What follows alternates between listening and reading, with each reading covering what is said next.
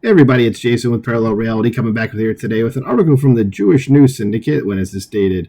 Sometime, January 6th. There we go. I have a lot of articles from January 6th I've been doing some videos on lately, but just something I noticed. But I just wanted to go over this, and it says, liberal media mainstreams a blood libel about Israeli apathy, in scare quotes. It says, the claim that Israelis are indifferent to the suffering in Gaza is false. Its purpose is to demonize Jews while ignoring Palestinian support for genocide. Of course it is. And the Israelis are not indifferent to it at all. I know that for a fact. And, well, the Palestinians, how do they feel about the Jews? No, they want them all to be dead. So I would say it's completely backwards. So let's go into this and see what the article has to say. It says, for 15 months, Israelis and Jews around the world have watched in horror as much of the international media flipped the narrative of the terrorist invasion of southern Israel on October 7, 2023. Even before the Israeli Defense Forces launched its counterattack into the Gaza Strip to eradicate the forces that had brazenly assaulted the one Jewish state on the planet, much of the press coverage, egged on by progressive ideologues in academia, culture, and politics, were portraying the side that started a war with barbaric atrocities as the real victims, while Israelis were depicted as the aggressors. Yeah, and they started the rumors of, like, a genocide happening before Israel even responded. And it was like one person on Twitter and people just ran with it. And I'm not talking about like saying that Israel was committing a genocide beforehand, never mind the fact that the Gazan population has done nothing but increase in the last few decades. In fact, it's tripled in the last 30 years. Kind of a bad genocide if you ask me. But they started talking about just genocide in terms of a response before Israel had even responded. So just to let you know, if you're thinking that there is a genocide going on, that's how it started. So it started with a bunch of BS, and here we are today. It says, but in recent weeks, this troubling trend has taken on a new and even more disturbing character. Liberal corporate media outlets have begun to platform a new variation on the theme in which Palestinians are lionized and Israelis are demonized. Instead of just concentrating on smearing Prime Minister Benjamin Netanyahu as an authoritarian who is pursuing a war to hold on to office, or accepting misleading and downright false accounts of casualties and atrocities suffered by Palestinians in Gaza that allege the campaign against Hamas is a genocide, a new variation on the theme is taking hold. As articles in the New York Times, the New York Review, and the Israeli newspaper Haaretz demonstrate, the Jewish state's foes are moving on to a broader and even more insidious canard. And by the way, all those three publications listed there are very, very far to the left. I'm sure people know about the New York Times, but Haaretz you may not know, but yes, they are extremely far to the left as well. So rather than concentrating their fire on Netanyahu or the IDF, the slander is now being directed at the Israeli people as a whole. Their accusation is that there is something deeply wrong with a population that is willing to acquiesce to the supposedly horrible things being done in their name in Gaza. But not adopting a bizarre and self-destructive forbearance, Israelis have failed the test of morality set for them by supposedly more enlightened Western liberals. This is a new blood libel. So the deadly apathy that these left-wing foes of Israel discuss is tone deaf to the way that most citizens of the Jewish state have reacted to the post-October 7th war. Israelis are expected to give a pass to the Palestinians for the genocidal ideology that drove them to murder, torture, this word here that I'm not going to repeat for YouTube purposes, and kidnap Jews as part of their desire to end Israel's existence. In the view of those blasting Israeli citizens as lacking in a collective sense of morality, they must accept the barbaric atrocities committed by Hamas terrorists and other Palestinians as their due. Rather than advocacy for a humanitarian goal, this is a new form of an age-old blood libel in which the Jews are singled out for opprobrium for sentiments that would be universal in any country put in a similar situation. As Israelis are aware that terror groups like Hamas have proclaimed their genocidal goal of destroying their state and engaging in this sort of mass slaughter, for which October 7th was merely the trailer. And the release this week of a video of Liri Albag, a 19-year-old IDF soldier who has sat in Gaza for 450 days after being kidnapped on October 7th, is just the latest evidence that it is Hamas that is guilty of cruelty and brutality, not Israel. Yeah, and go look up, if you're someone that doesn't believe me and you're like, oh, Israel's the bad guys, go look up what these kidnapped folks are being subjected to, the people that have been let go, and see the things that they've said. You need to have a very, very strong stomach. And if it doesn't make you go, oh, wait, Hamas is actually the bad guys here, then you're the problem.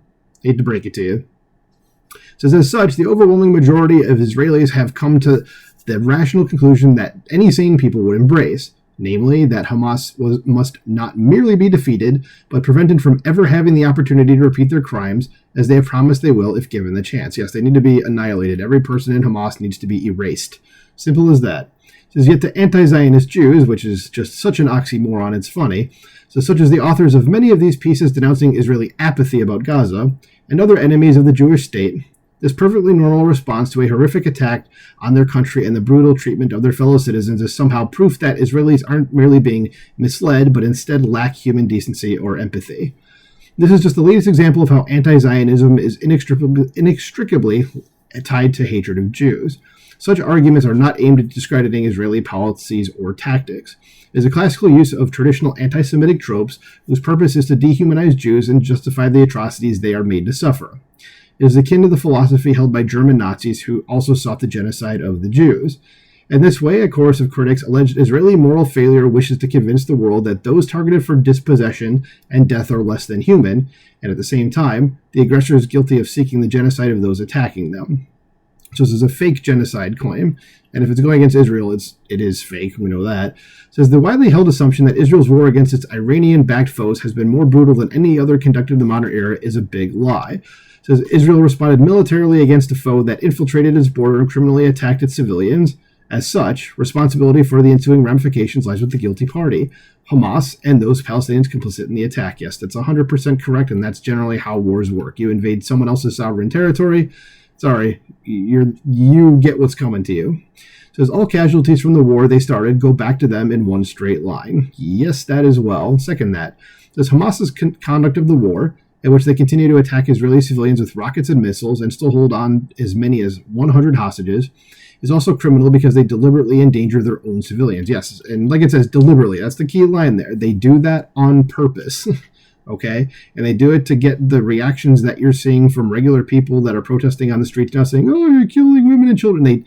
Those women and children were purposely put in harm's way. Israel does not go out of their way to kill women and children in war. Okay, only one side of this conflict does it, and it ain't the Israelis. It says they do so by hiding behind Gazans and tunnels and secretly secreting their strongholds, weapon caches, and hostage prisons among them, and by causing damage from misfired projectiles that explode where they land. And we saw that with that hospital incident early on in the conflict where that happened, and with the it says misfired projectiles explode where they land, and they immediately blamed the Israelis, and American media was complicit in that too, saying the Israelis did it. Then it turns out that it was a Palestinian Islamic Jihad rocket that landed in the parking lot and killed all those people. And they said 500 people died, and it was more like 50.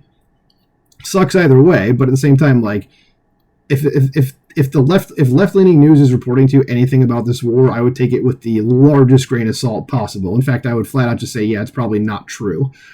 Continuing on, it says, as military historians and experts in the laws of war have pointed out, Israel's army is more careful about trying to prevent civilian casualties that are inevitable in any war, especially one in which one side, the Palestinians, knowingly endangers their civilians to score propaganda points. The obviously conflated Palestinian casualty figures produced by the Gaza Ministry of Health, and that's in scare quotes for a reason, and I wonder if it's going to say it, otherwise I will come back and tell you in a second. So they mix Hamas combatants, who likely make up about half of the total of those killed or wounded, with civilians to convince a credulous world that just about everyone impacted in Gaza is a woman or child. But Israel's conduct in the Strip has produced fewer civilian casualties in terms of the percentage of the population than any other modern example of urban combat. And I've done numerous videos on that already, where you can see that Israel, right now in this war, it's the lowest civilian to soldier kill ratio in the history of modern warfare. Okay, like just to give you an idea, it said it was very close to like a 1-to-1 civilian to soldiers killed. Whereas in World War II, just to give, the one war that leftists seem to, the only war I should say that leftists seem to realize actually happened, it was like something like 9-to-1. So, and this is even better than I think they said the American army in Mosul, I think during the Iraq war, which was previously the lowest civilian to soldier kill ratio. So the Israelis are quite literally right now the most careful army ever in modern combat. Okay. So just to throw that out there. And then just to go back to what I said, the Gaza Ministry of Health, the reason it's in scare quotes is that it's run by Hamas. So it's a complete propaganda outfit that purposely provides, like it said here, wrong information. So just so you know who they are. And did I go down to the right place? I did. Okay, there we go. It says those who mimic the terrorist talking points in the media and at pro-Hamas demonstrations profess to be astonished that most Israelis reject their canards out of hand. Even those who oppose Netanyahu believe that Hamas be utterly destroyed, not only to protect their security, but to lay a future groundwork if there is to be a chance for peace between Jews and Palestinian Arabs, however remote that may be. I'd say it's non-existent at this point, but what do I know? It says the once dominant Israeli political parties on the left were largely marginalized by the failure of the Oslo Accords and the peace process that was initiated in 1993. Rather than accepting the concept of land for peace, the Palestinians and their leaders dismissed such offers. They rejected Israeli and American peace plans that would have given them a state, answering them with a terrorist war of attrition known as the Second Intifada that lasted 5 years from 2000 to 2005 and left more than 1,000 Israelis dead in its wake. So that's how the Palestinians react. Okay, this is what they do. They have a long history of basically going into countries and trying to destroy them. You don't believe me? Go ask Iraq, Kuwait, Jordan, see what's going. Just look at the state of Lebanon today, just to give you an idea. So Israelis also remember that their nation withdrew every soldier, settler, and settlement from the Gaza Strip in the summer of 2005. Instead of an incubator for peace, the Palestinians instead created an independent state and all but named theirs that soon became a vicious Islamist tyranny. The Hamas government that ran Gaza from 2007 to 2023 used the many billions of dollars in foreign aid they received to build a fortress that featured a terrorist tunnel network underneath Gaza that is the moral equivalent of the New York City subway system instead of helping its Palestinian residents. Yes, that's where all the aid money went, was to commit acts of terror, not to actually help their people. So if anybody's wondering, like, you have people crying about, like, Israel's rich and Gaza's not. Well, here's the problem, is that all their leaders have hoarded all their money. They're all worth like billions of dollars. Okay, and it's because of shit like this. So it says that is why to all but a small minority of Israelis, the events on October 7th and the widespread support it received from Palestinians in Gaza and elsewhere remains a conclusive argument that a two-state solution is a formula for endless war and the slaughter of Jews. Yes, I have never been for it, and I am certainly not for it after this. Because that is also why, whether or not they wish to replace Netanyahu as prime minister, they are fully in favor of the war against Hamas in Gaza. In adopting such an attitude, Israelis are behaving no differently than any country that has been assaulted by a deadly foe led by extremists like the fanatics that run and fund Hamas would have done. Yet contrary to the apathy argument that portrays them as indifferent to the suffering of the Palestinian sacrificed by Hamas, the Jewish state has demonstrated great humanity with respect to their foes. From the beginning of the current war, Israel has allowed a steady stream of supplies of food, fuel, and other essential goods to be shipped into Gaza, including those areas where Hamas still prevails.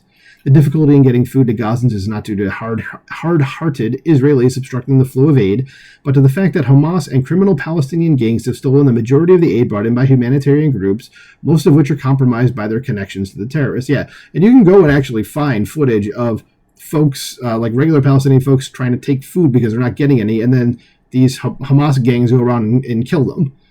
They torture and kill them because they did that. Okay, what Hamas does is that they take the food and then they try to sell it back to the populace at like exorbitant prices, and that's how they make the money that they make doing that as well. So, but that never gets mentioned on the news. It's always just, the food isn't getting in. It's like, no, it is. It's just being stolen from the regular people by Hamas and those Palestinian gangs. So what country would be expected to feed and aid those trying to kill their citizens while those enemies were still in arms and resisting its existence?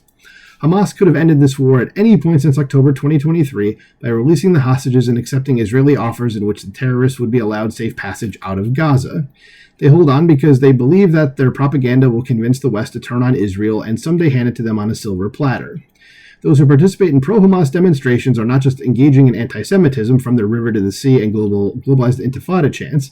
Like the journalists who accept the false narrative in which Israel is branded as the villain in the war that began October 7th, they're helping to prolong the war. Progressives believe that they can turn America against Israel. Through the dominance of their education system, culture, and much else, they have tried to indoctrinate a generation of youth to accept the toxic myths of intersectionality and critical race theory. In doing so, they have sought to convince the country that not only was America an irredeemably racist nation, but that Israel and Jews were white oppressors. Yeah, by the way, if you've never seen like an Israeli Jew, like calling them all white is very much a misnomer. There are a lot of Israeli Jews who are in no sense of the word white.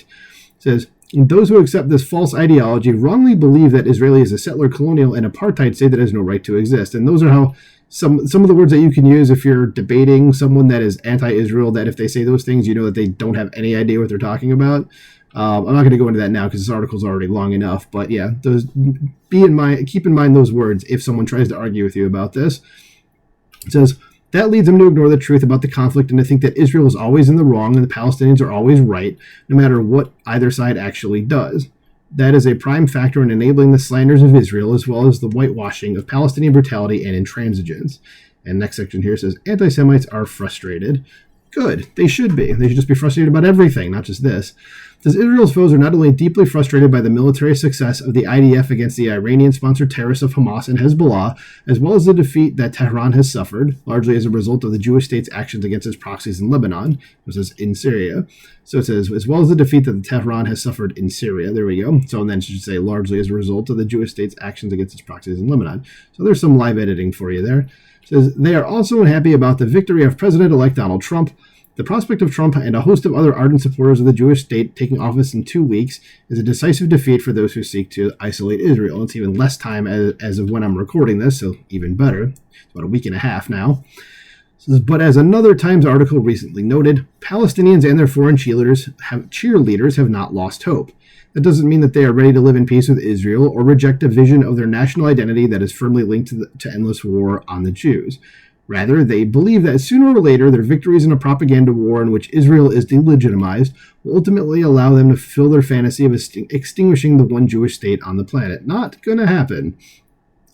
And finally, we end with corporate media and other outlets that spread the claim that Israelis are immoral for supporting their country's defensive war against genocidal terrorists are engaging in anti-Semitism. But they are also helping to perpetuate a self-destructive mindset that means more bloodshed and suffering for both Arabs and Jews. Kind of got the hiccups there. Sorry about that. Anyway, that is the end of the article there. So, there we. Why did this just change to some other article? The hell?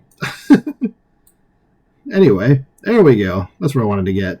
Back to the beginning. Anyway, so there you go. This is actually a very pretty concise article about everything that's been going on, about the way the world has seemed in the last year and a half or so. So let me know what you think about this in the comments below. Please like, share, subscribe, and I will talk to you soon. Bye.